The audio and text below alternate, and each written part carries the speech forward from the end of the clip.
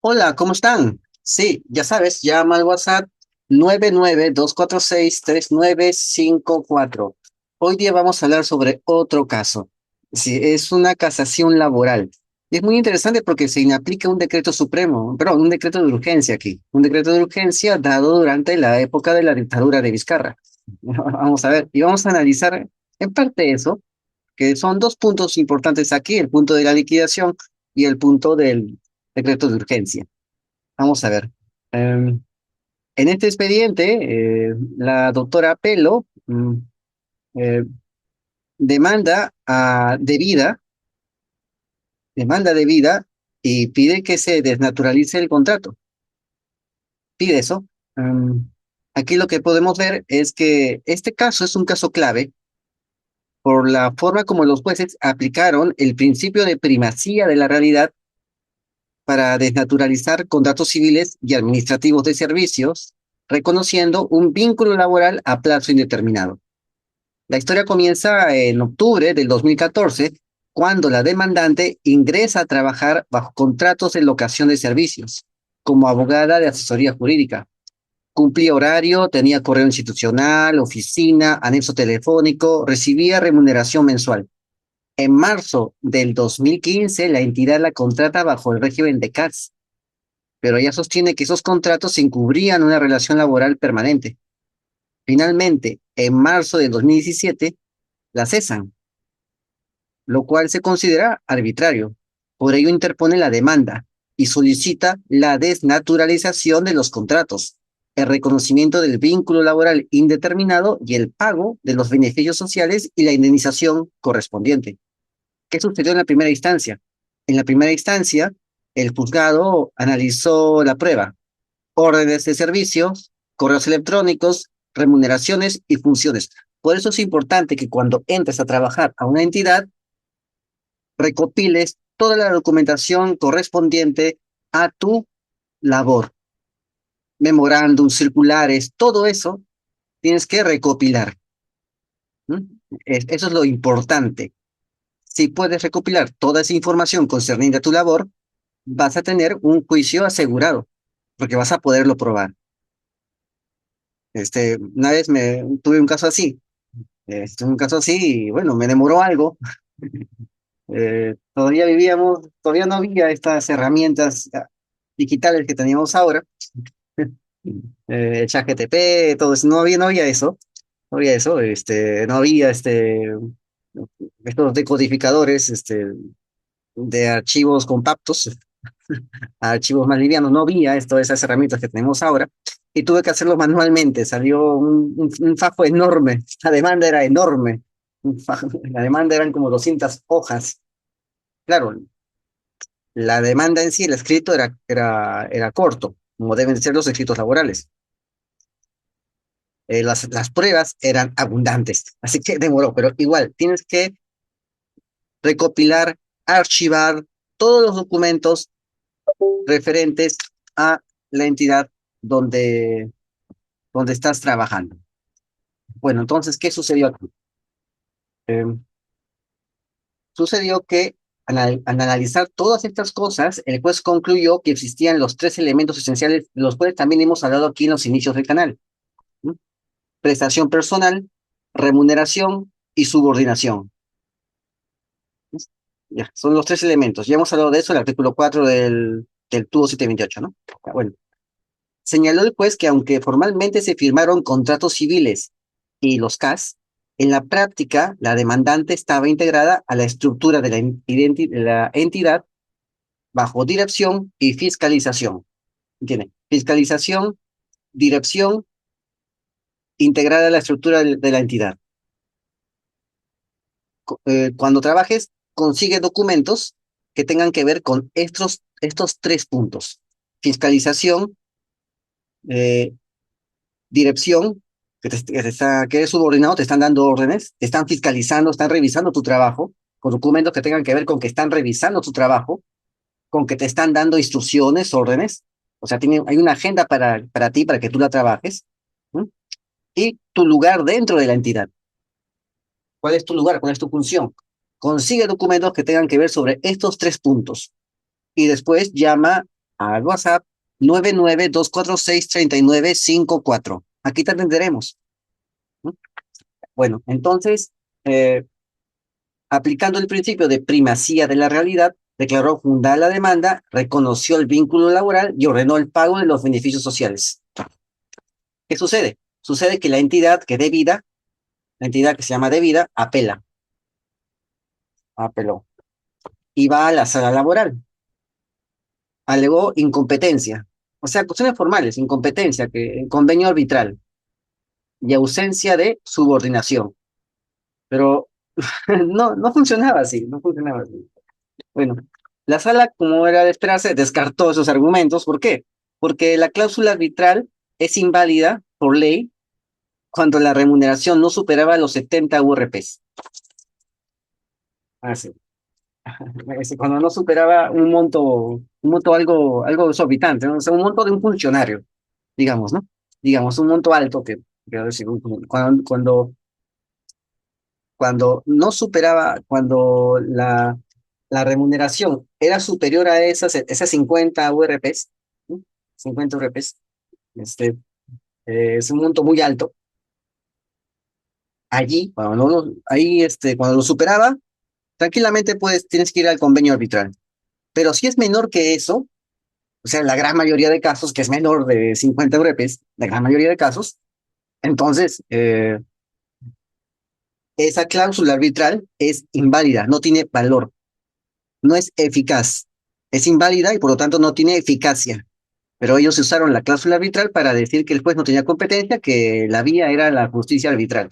No, no, por ley no, eso solamente sirve para funcionarios, para altos funcionarios que ganan mucho dinero, un buen sueldo, no para un profesional que está en la oficina de asesoría jurídica, o sea, no es un funcionario, por lo tanto su sueldo no es tan alto para que llegue a ese umbral, ¿no? Ese umbral. Bueno, entonces, para que sobrepase ese umbral. Entonces la sala lo descartó. Y sobre la subordinación, sucede que había correos institucionales y funciones propias de la oficina jurídica, y ella ejercía esas funciones. Por lo tanto, es una prestación personal de sus conocimientos legales a favor de la entidad, de la empresa, pero de la entidad pública llamada debida. Así que era bien difícil decir que no había subordinación. Cuando había un correo desde el cual la paraban fiscalizando, la paraban supervisando, le paraban dando órdenes, le paraban dando instrucciones. O sea, no, o sea, no tenía mucho sentido, pero bueno, igual tenían derecho a apelar, ¿no? Entonces, ¿qué sucede? La sala ratificó la aplicación del principio de supremacía de la realidad y confirmó la sentencia, aunque corrigió la liquidación. Sí, hubo una corrección de la liquidación. Eh, lo bajó a una fracción. ¿Por qué? Porque, mm, vamos a ver, lo bajó una fracción. Bueno, vamos a analizar esto después. Vamos a ver qué cosa dijo la Suprema. La Suprema analizó dos causales: la inaplicación del artículo 3 de ese decreto de urgencia. Es un decreto de urgencia que da Vizcarra para invadir competencias judiciales. Vizcarra lo dio durante la dictadura, dio leyes en contra de los trabajadores. Una de esas leyes, esos decretos de urgencia, es justamente el que querían aplicar aquí en contra del trabajador. Eso pasó. Mientras tanto, la gente aplaudía al régimen dictatorial de Vizcarra. Sí. Bueno, entonces, eso es el embrión de un régimen dictatorial implica normas anti-trabajadores. Siempre ha sido así, siempre ha sido así. Bueno, entonces, eso pasó. Entonces, la sala tuvo que ver sobre la aplicación indebida del artículo 4, es decir, la desnaturalización del contrato, ¿no? Si se está aplicando indebidamente o no, ¿no? Tuvo que ver eh, sobre si está bien que el juzgado, la sala, haya inaplicado el decreto de urgencia 16/2020. ¿Qué sucede? Sucede que este decreto de urgencia aparece durante el proceso. Es durante el proceso que aparece ese decreto de urgencia. No aparece al momento de demandarse. ¿no?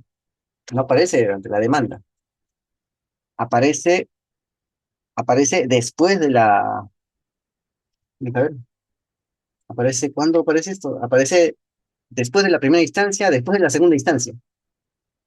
Allí aparece ese decreto. O sea, era una forma de frenar todos los juicios laborales y, y declararlos infundados en contra del trabajador. Se da el decreto para que los trabajadores no puedan ganar sus juicios. Eso es lo que hace Vizcarra. Y eso es lo que no se habla, no se dice. Hay muchas cosas que se ocultan al, a la ciudadanía. Pero cuando tú revisas la documentación, aquí estamos revisando sentencias, estamos revisando documentos y nos damos cuenta de lo que está pasando. ¿No? Una cosa es el discurso oficial, la propaganda, otra cosa es la realidad, lo que estamos viendo acá. Bueno, ¿qué hace la Suprema? La Suprema sostuvo que el decreto de urgencia no puede limitar la potestad judicial de reconocer vínculos laborales. O sea, Vizcarra estaba diciéndoles que todos esos juicios laborales tienen que ser declarados infundados y dio un decreto para eso, durante su dictadura, para que nadie pueda ganar sus juicios. Da un decreto. Pero ese decreto va contra la primacía de la realidad, que es una norma, es un principio esencial de derecho laboral. Si tú rompes el principio de primacía de la realidad en el derecho laboral pierde su esencia, pierde su función. Ya no sirve. Es simplemente un papeleo, nada más es. Eso fue lo que pasó. Pero la Corte se puso firme y dijo, no, hasta aquí no podemos llegar. No, hasta que no podemos llegar, no, no. Simplemente ellos no, el Poder Ejecutivo, Vizcarra en su dictadura, no puede decirle al juez cuándo es un contrato laboral y cuándo no, cuándo es la prima, cuándo eso es laboral y cuándo no. No le puede decir al juez que a pesar de que se cumplen los presupuestos de primacía de la realidad, el juez tiene que desconocer esa realidad. No puede. Entonces, la Corte Suprema, eh, la Corte Suprema, ¿qué hace? Dice, en este contrato hay prestación personal, remuneración y subordinación. Y ya son los elementos que ya les he explicado que ustedes tienen que conseguir en base a documentos. Y después llevan al 99246-3954. Abogado. ¿Mm? Sí. ¿Qué hizo la sala? La sala suprema reafirmó que los contratos civiles solo tienen valor probatorio relativo si encubren una relación laboral. Y en este caso eso pasaba. Entonces declara fundado recurso y confirma la sentencia de vista, manteniendo firme el reconocimiento del vínculo y el pago de beneficios sociales. Pues tenemos varias lecciones. Los contratos de locación de servicios y los CAS pueden ser desnaturalizados si en la práctica existe subordinación, continuidad y los elementos que hemos mencionado. Y también este principio de primacía de la realidad prevalece sobre lo que dicen los documentos y sobre lo que dicen las leyes que quieren interpretar esos documentos. Porque lo que importa es cómo se ejecuta la relación. Ni los convenios arbitrales ni normas restrictivas pueden desconocer derechos laborales cuando se acreditan los elementos esenciales del contrato de trabajo. ¿No? Pues acá vemos el tema del, de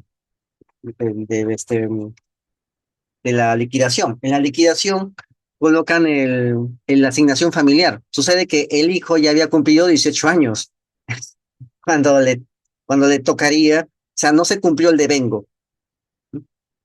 Es decir, cuando la doctora ya estaba trabajando, su hijo era mayor de edad. Por lo tanto, no correspondía a asignación familiar. Y esto se notaba en el DNI, pero en la primera instancia no se fijaron en la fecha. No se fijaron mucho en la fecha. En la segunda instancia se corrigió ese error. Entonces, cuando ya no se coloca la asignación familiar, como la asignación familiar, cuando corresponde, también implica parte integrante del cálculo remunerativo, entonces las vacaciones y gratificaciones y la CTS que son contabilizados para estos conceptos, tienen que recalibrarse. Ya hemos hablado de cómo se sacan las vacaciones, cómo se sacan las vacaciones, cómo se sacan las CTs, que todo esto tiene que recalibrarse. Sí, otra vez, tiene que reajustarse, hacer una reliquidación, ¿no? Tiene que reliquidar. Entonces, sale este monto que estamos viendo acá. Sale 1.400 soles menos. Solamente por el 10% del básico. El 10% del básico implicaría 1.400 soles menos. Entonces, eso fue lo que pasó en el cálculo. Eso fue. Entonces, fue un reajuste por solamente un concepto, ¿no? Basta que un concepto esté mal, todo lo demás tiene que reajustarse.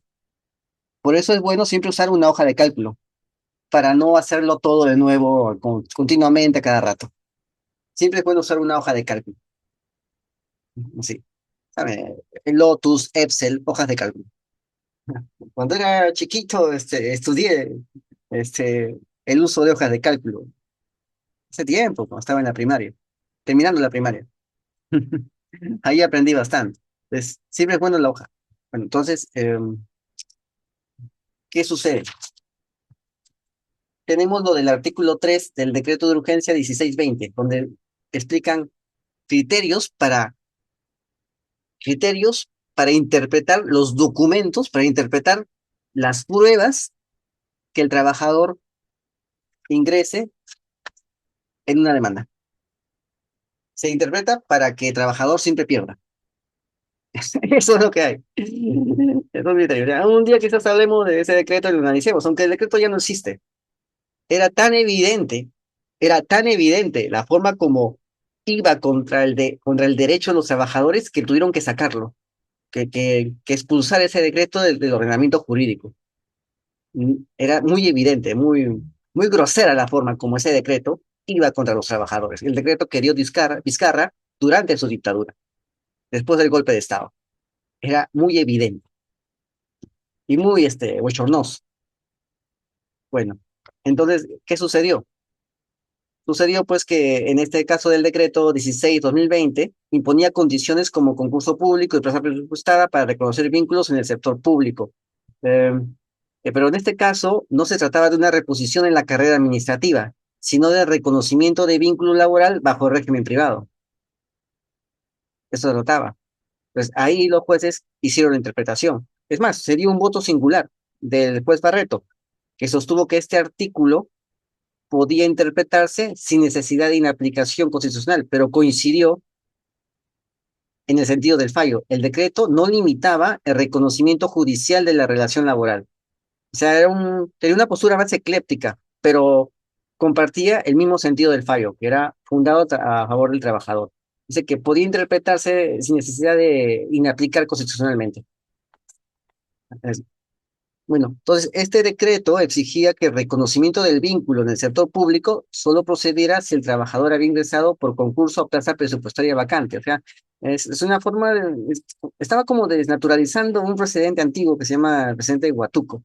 La Sala Suprema concluyó que esa norma no resistía el análisis constitucional, porque la potestad de reconocer una relación laboral indeterminada forma parte de la tutela jurisdiccional efectiva, es decir, forma parte de las funciones de un juez. Eh, Vizcarra, dictador presidente en ese momento, no podía dar un decreto de urgencia desconociendo la potestad de los jueces de reconocer un vínculo laboral. O sea, una ley, hacer un decreto de urgencia para que todas esas demandas salgan infundadas, diciéndole al juez cómo tiene que ver el documento, cómo tiene que analizar una prueba y poniéndole requisitos, condiciones, o sea, reglamentándole al juez lo que tiene que hacer. No, no podía llegar a ese punto, porque él siempre acostumbraba a decirle a la gente lo que tiene que hacer. Haces esto, haces esto, haces esto, haces esto, haces esto. Lo mismo hizo con este decreto de urgencia y la Suprema simplemente lo rechazó. Sí. Entonces, él no resistía al análisis. Él no tiene por qué meterse en la tutela jurisdiccional efectiva. Eso es propio de los jueces. Entonces, en palabras de la propia Suprema, una norma con rango de ley no podrá desconocer unilateralmente la labor jurisdiccional del juez laboral. Eso es lo que dijo la Corte Suprema. Una norma con rango de ley, o sea, estos decretos de urgencia emitidos durante la dictadura, no podrán desconocer unilateralmente, o sea, de modo dictatorial, ya lo estaba diciendo, la labor jurisdiccional del juez laboral. Ojo, y poner norma con rango de ley, porque tampoco otra norma que se dé, que no sea un decreto de urgencia, sino que sea un decreto legislativo o una ley en sí, tampoco tienes, si una norma que se da durante un régimen regular, que es una ley o un decreto legislativo, no puede hacerlo menos un decreto de urgencia. Menos. Eso es lo que quiso decir. Ahora bien, hay una relación con el presidente de Huatuco, creo que es el 50-57, 2013. Bueno, el tribunal ya había establecido que el presidente de Huatuco solo aplica cuando se pide reposición en carrera administrativa, la plaza está presupuestada y hay vacantes. O sea, la plaza está libre, hay una partida presupuestal y procesalmente se está pidiendo reposición administrativa en la carrera, o sea, la 276. La Corte Suprema precisó que en casos de desnaturalización de contratos civiles o CAS, donde lo que se busca es reconocer un vínculo laboral indeterminado, no corresponde exigir concurso público. Es, no corresponde exigir eso. Eso fue lo que precisó la Corte Suprema en una desnaturalización de contratos civiles. Ahora bien, eh, em, entonces reafirmo que sea una reposición en carrera administrativa. Bueno, pues, acá lo que hace es reafirma que cuando concurren los tres elementos esenciales, prestación personal, remuneración y subordinación, se presume la existencia de un contrato de trabajo a plazo indeterminado.